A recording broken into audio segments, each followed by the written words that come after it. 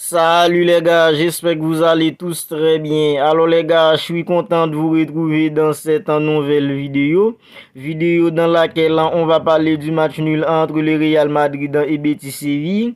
Un match nul qui a permis au Barça de rattraper les 3 points perdus dimanche dernier face à Almeria et prendre 9 longueurs d'avance sur le Real Madrid au classement.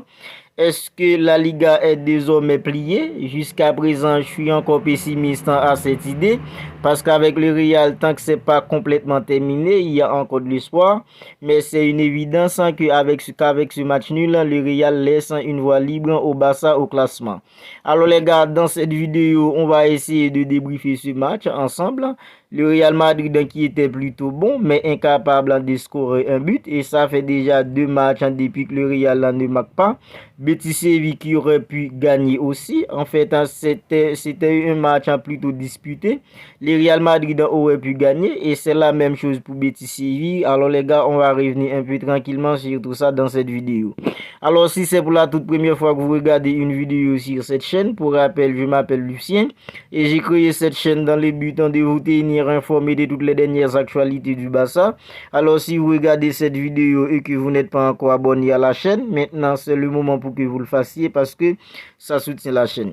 Alors les gars, le Real Madrid qui jouerait aujourd'hui pour le compte de la 24e journée de la Liga Santander, le Betis en Séville. Un match qui se solde sur un score de 0 but partout.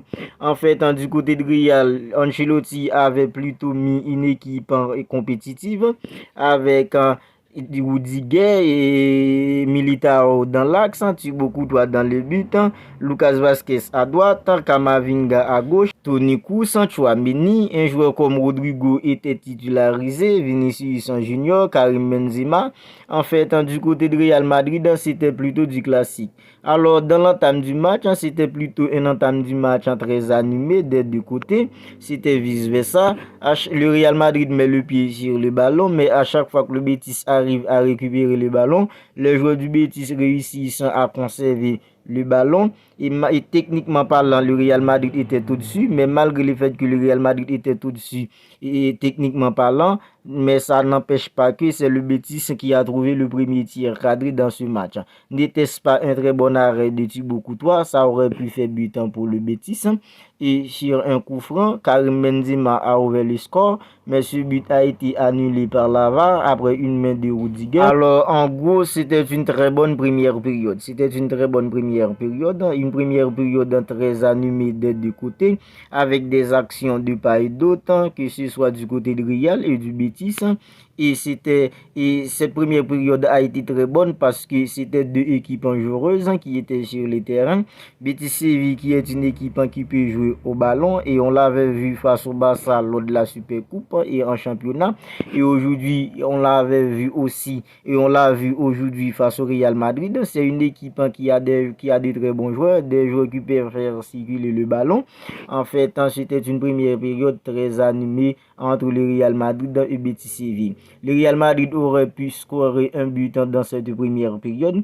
Le Betis l'aurait pu faire aussi, même si en termes de tir cadré, le Betis a réussi beaucoup plus de tirs cadrés dans cette première période. En seconde période, c'était plutôt le même scénario que la première période, même si dans cette deuxième période, dans le Real Madrid, il y a eu un moment où le Real Madrid était complètement au-dessus du Betis. Et c'est normal parce que c'est le Real Madrid. Individuellement parlant, les joueurs du Real sont nettement détachés des joueurs du Betis et collectivement parlant aussi.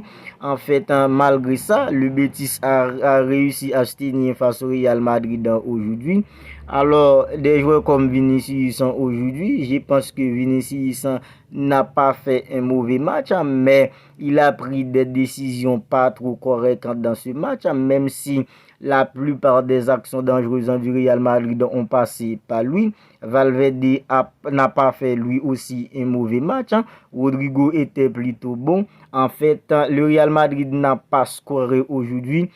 C'est vrai, il y a eu pas mal de mauvaises décisions par les joueurs du Real, mais en face, c'est parce que il y a eu un effectif qui marche très bien. C'est parce que les joueurs du Betis ont eu de la volonté de se battre aujourd'hui pour arracher sur point face au Real Madrid aujourd'hui. Alors maintenant, est-ce que la Liga est complètement pliée pour le Barça? Est-ce que le Real Madrid dit complètement adieu à la Liga? Je ne crois pas, parce que le Real Madrid, c'est une équipe compétitive. Tant que c'est pas encore terminé, je ne crois pas que le Real Madrid va s'avouer vaincu. En fait, c'est vrai, le Real laisse une voie royale au Barça dans la course pour le titre de la Liga cette année. Mais jusqu'à présent, je crois que le Real ne s'avoue pas encore vaincu pour la Liga. Alors les gars, on va en rester là pour cette petite vidéo sur le Real Madrid qui a fait un match nul aujourd'hui avec le Betis en Séville. Un match nul qui a permis au Barça de prendre 9 longueurs d'avance sur le Real Madrid au classement. Alors si vous avez apprécié, n'hésitez pas à me le faire savoir en me laissant un commentaire et aussi un pouce bleu. Et si ce n'est pas encore fait les gars, n'oubliez pas de vous abonner à la chaîne pour ne pas manquer toutes les dernières actualités du Barça. Je vous dis à très bientôt pour une autre vidéo.